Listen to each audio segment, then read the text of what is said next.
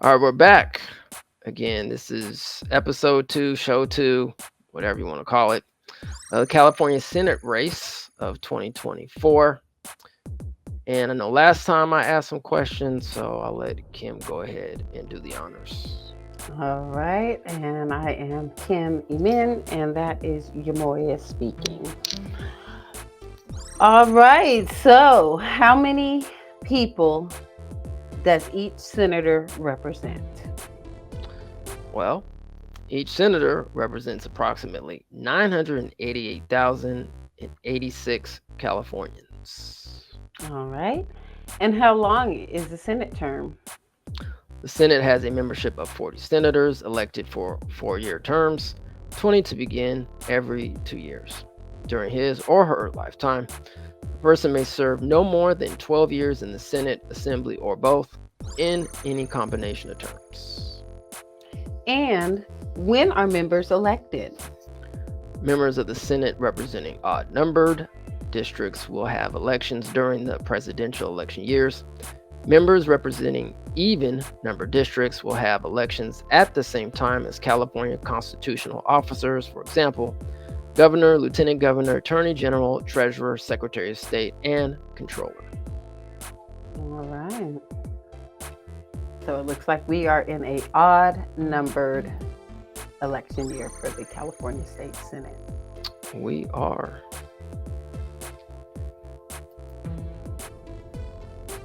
All right, so I guess we're going to start off with District 21 here. We have S. Monique Limon, who's a Democrat, versus Elijah Mack, who is a Republican. And let's go with the vote numbers. Monique Limon received 61% at 127,000. Elijah Mack received 38% at 78,000. The black population is 1.70%.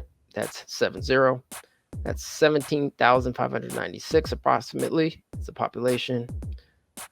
The dominant racial ethnic group in District 21 is 38.6. No, it's not. 60%. No, For what? they're not dominant. Oh, well, I'll just say I mean, they're not The the, racial- they're not the dominant demographic. they aren't. Wow. Okay, you are correct, Kim. Thank you for that correction. I guess we were just saying, oh, white people are. Yeah, things are so that just shows you how our demographic landscape is shifting out here It in is shifting. California. All right, so actually, the dominant ethnic group or racial group is Hispanic. Technically, I guess that's ethnic because I don't think Hispanic is race. But anyway, that's a whole nother topic. But Hispanics at 50%, 50.80%. Their population in District 1 is 520,000. I said the black population, right? 1.70%. Yeah. And then the next would be the white population at 38.60%. And then Asian 5.1%, and Native at 0.20%. Yes, They do represent cities of Santa Barbara, Oxnard, and probably many more. And she is an incumbent. yes. So let's see how she voted on AB 3121. She voted yes on AB 3121, and yeah, it looked like in this election season she was representing District 19, and you say that she's running for District 21 this time around. Is that correct? Yep, that's correct. Okie dokie. So she did vote yes on AB 3121. All right. District 23. District 23, we have Kip. Is that Mueller? Mueller? Yeah, Mueller, like Mueller, but with an M. Mueller. Mueller. And this is District 23. Representing, oh, let's go ahead and see how Mueller shaped up in the primary election. 29.4% of the vote, 45,754 votes, whereas Suzette Martinez Valadares received 32.8% of the vote, roughly 50,937. We have the black population coming in at 10% demographic, 10,200, or is that 102,000? Yes, that's 102,000. 102,239 I'm testing you, Kim. We're testing you. people. Okay, I'm on it. And that was the black population. The Hispanic population, again, is the dominant demographic in District 23. They're coming in at 49.40%, 506,837. I passed the test again, passed the test. Getting an A. White we have at 30.50%, and that is 313,052. And then Native America at 0.30%, and Asian at 5.80%. And this district represents Palmdale, Lancaster, and Santa Clara. And it looks like we have no incumbents in the District 23 race. Yeah. Well, at least the commas were a little consistent there, even though they were off. All right. Let's go to the next one, which is 25. All right. So we have Sasha Renee Perez, and we have Elizabeth Wong Ayers or Ehlers, I think Ahlers maybe. Sasha is a Democrat and Elizabeth is a Republican. It looks like Elizabeth received 35.7% of the votes, and Sasha Renee Perez received 32.9% of the votes. And let's go up to another tight race. As a matter of fact, let's go back up to the other one, because I think that was pretty tight too, right? Yep, this one was pretty tight too. That's tight as well, and there's no incumbent. So if you live in District 23 or the next District 25, be sure to go and research these candidates and see what issues they stand for. Exactly. All right, so let's see who has the largest population, which would be the white ethnic group at 33.9%, or let's start with the black. Black population 3.60, just to be consistent. That's 36,000. All right, we have the largest ethnic group at 33.9%. That's 345,796. And then next, the white population. The white population, Hispanic at 26.70%. That's 272,583. They do District 25 represents Glendale, Pasadena, and cities of Alhambra within District 25.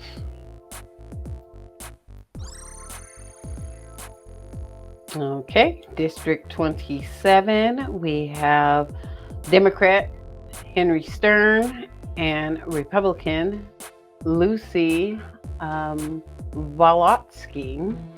District 27, Henry received 44.1% of the votes. That's 98,160. Lucy received 38.1% of the votes, 84,758. Of the black demographic, we have 4.10%, 40,275 people. Let's see, we'll go with the dominant group, which is going to be the white group at 55.50%. That's 546,180.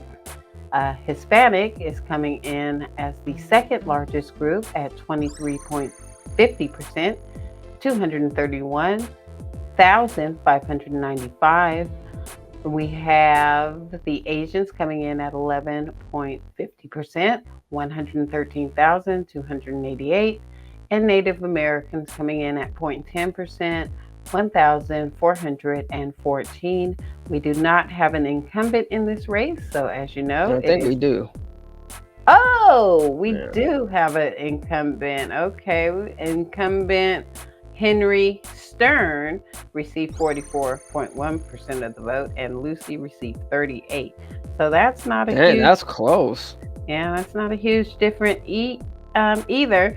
So if you live in District 27, go check out the issues that Lucy finds important, and let's go see how Mr. Stern, Senator Stern, voted on AB 3121. No vote recorded. So that means he was in office, but for whatever reason, his vote was not recorded on AB 3121 vote. The counties that represented in District 27 are Calabasas, Hidden Hills, Malibu, Simi Valley. And he does support, let's see what he does support since he didn't vote on AB 3121. He supports clean energy, wildfire mitigation, housing, and mental health care. All right. As Kim said, that's Simi Valley and Thousand Oaks as well. So let's go to District 29. All right. So in District 29, we have Eloise Gomez Reyes versus Carlos A. Garcia.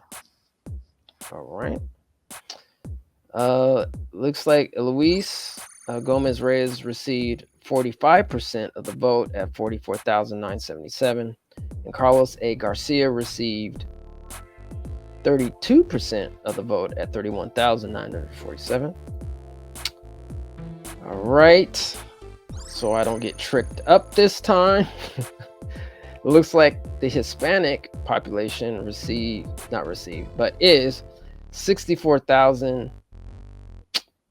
Come on, get it together. We'll make this happen, family. Hispanic is 64.30% at 670,866 approximately. The next is white at 17.20%. That's 162,638. Black at 8.80%. That's 83,020. Native at 0.20%. That's 1,807. And Asian at 6.20%. 58,435. And obviously Asian is more than the native. If we're going in order. And District 29 represents Rialto, San Bernardino, and Fontana. Luis Gomez Reyes represents the Democratic Party, and Carlos A. Garcia represents the Republican Party. Yes, and as you see, no incumbent, so we don't know these people. So if you live in District 29, go see what they stand for. Alrighty. District 31, we have Sabrina Cervantes, a Democrat, and we have Cynthia Navarro, a Republican. Sabrina Cervantes received 39.4% of the vote, 40,033 people, whereas Cynthia received 45.9% of the vote, 46,633.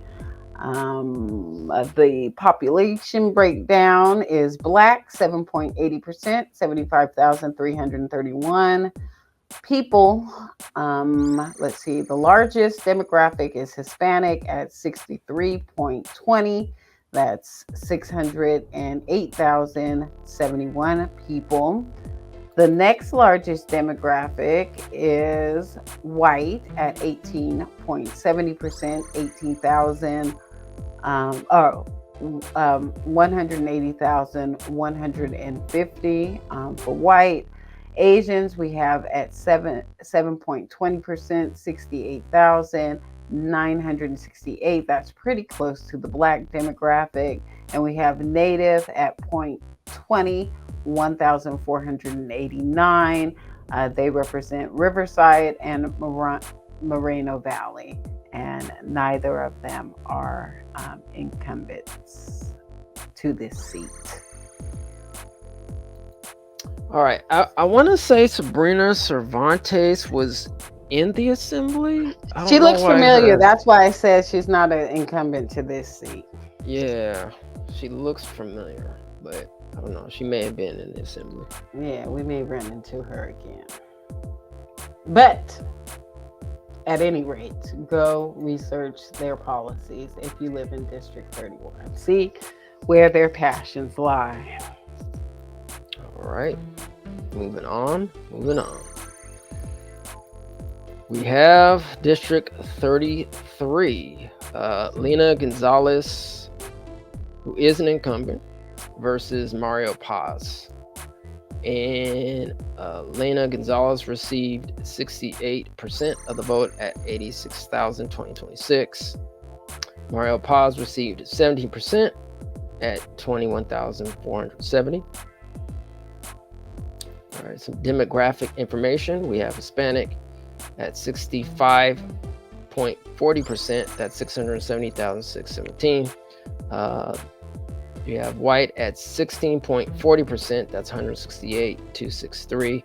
We have Asian at 7.70%. That's 79,274. We have the black population at 7.40%, 76,140. And Native Americans at 0.20%, 1,548. And representing cities of Long Beach, and she is an incumbent, so I think we have some information about her. Yes, AB 3121.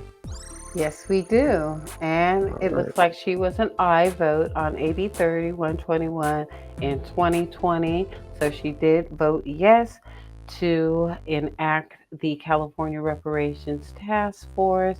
And so we said Long Beach, so Los Angeles County and various other cities. So if you're in that area, go ahead and take a look at her platform. It does say that she supports working families, clean environment, digital inclusion, LGBTQ plus, and women's rights and small business. All right. Okay, and what was the? How close was the race there? If we could back let's go back up. Quick. Yeah, thanks for that. Not close at all. Okay. 68% for Alina, and Mario received 17%. So going into this election, looks like Lena is, most likely going to win, but then again, you just never know. You never know in politics. Politics. All right, District 35, which used to be who's terming out Senator Bradford. Yes. Yes, Senator Bradford. As we read at the top of the show, the Senate, you have 12 years, and Senator Bradford did serve his full 12-year term in the legislature and has therefore termed out. So, running for his seat, we obviously don't have an incumbent because our dear beloved Senator Bradford has termed out. So running for District 35 for that seat, we have Michelle Chambers. And Michelle Chambers received 24.5% of the vote, 23,670. And then we have Laura Richardson, who received 27.8% of the vote, 26,916. So as you can see, that's a very, very, very tight race. Mm-hmm. The black population, 21%, 198,074. The biggest population, which is Hispanic, at 60.40%, 570,156. Next, we have pretty tight demographic numbers with white and Asian. White coming in at 7.70, 73,005 people, and Asians coming in at 7.50%, 70,356 people. Native Americans are at 0.20%, 1,413 residents there of Native American heritage. All right, and what's the cities? Inglewood, Compton, and Carson. So that's Inglewood, Compton, and Carson. Compton.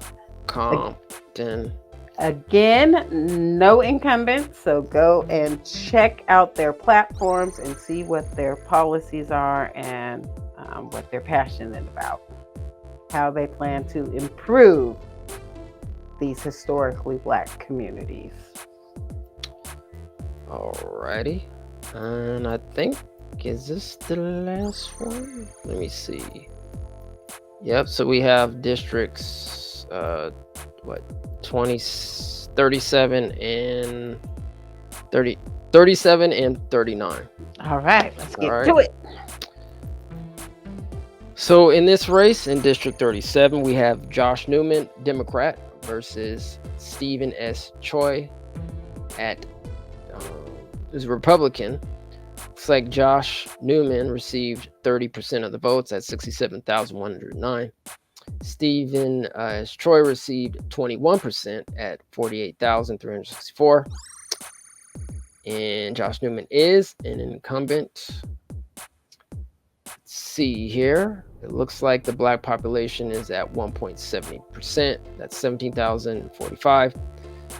The largest group is white at 45%, 455,808. Hispanic at 22.80%, 231,372. Well, actually, it looks like the Asian outnumbered the Hispanic in this particular district. So that's 24.60%. That's 248,782. And then we have the Native at 0.10%, 1,200.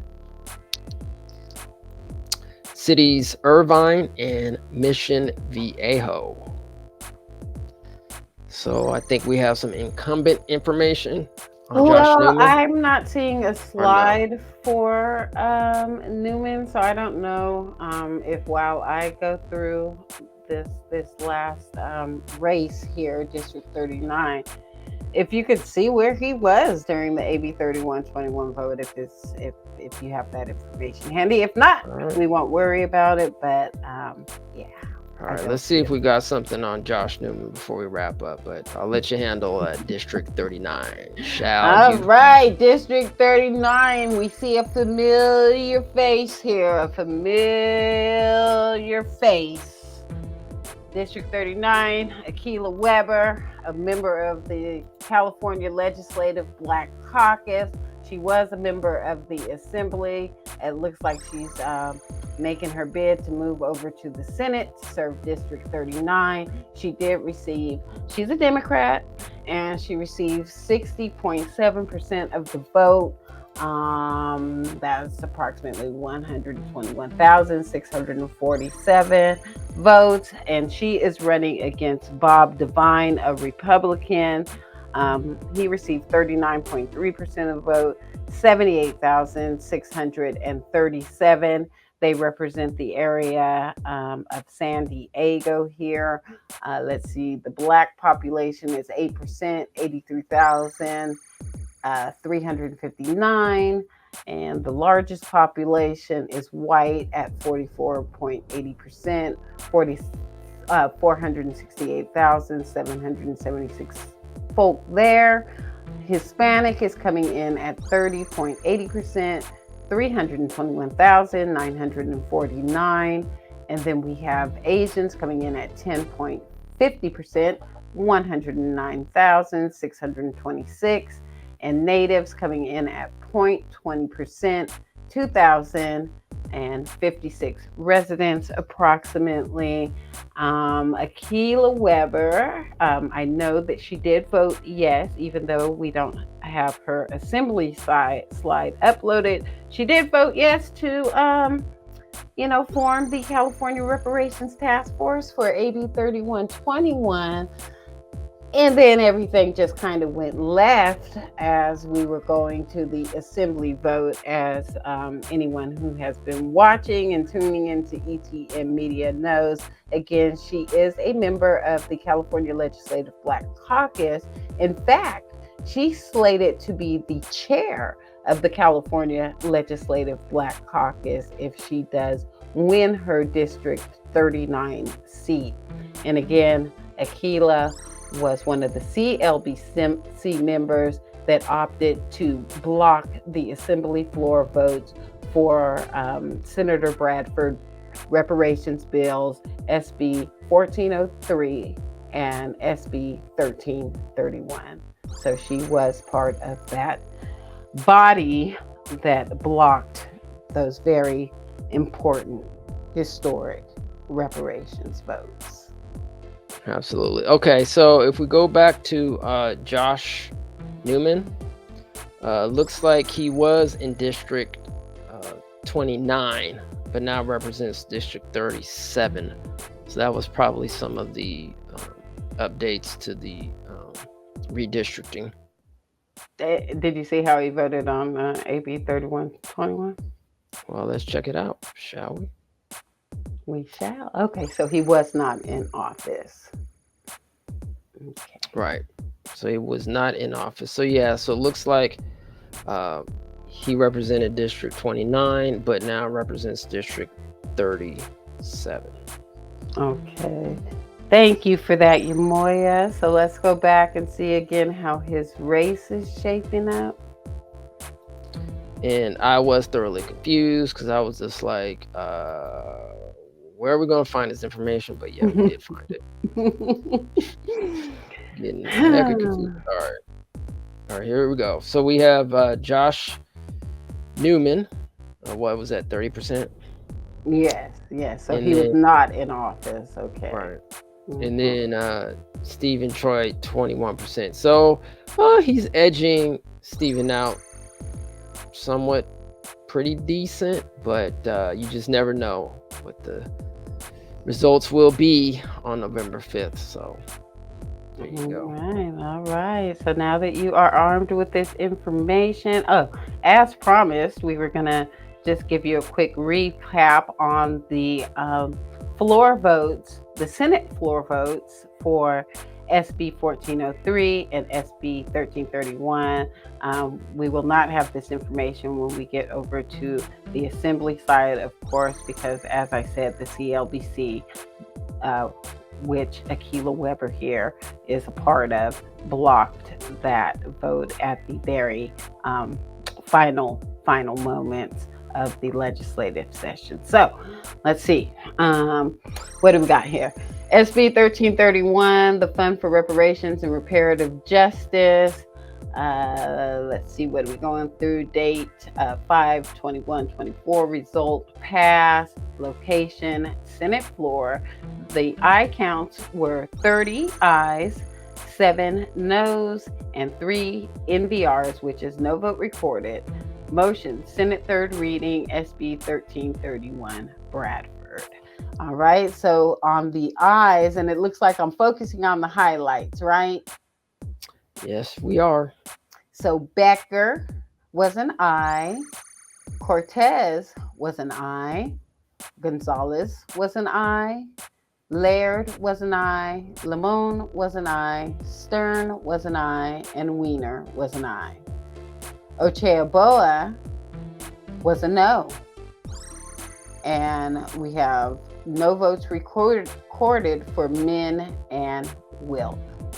So take a snapshot of that and see how your Senate legislators voted for SB 1331, which was the Fund for Reparations and Reparative Justice. And this, we actually forgot to mention Newman.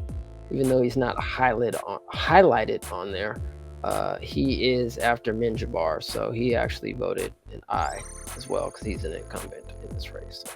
Okay, So okay. So he did just to vote. note that. Newman did vote Yes. aye. Duly noted. All right, let's see how things shape up over on the SB 1403 side. You want to do the honors, partner? Alrighty. SB 1403, California American Freedmen Affairs Agency. Date as of 5/21/24 did pass the Senate floor. Ayes 30, no 7, no vote recorded 3. And that was Senator Stephen Bradford, who is the author. Third reading was the motion on the Senate floor. All right, let's go over some of the incumbents who voted. Becker, Cortese, I think is this, or Cortese, Gonzalez, Laird, Lemon, once again Newman, even though he's not highlighted, did vote aye. Stern and Wiener for the ayes. The noes, Ochoa Bow, no vote recorded, Min and Wilk.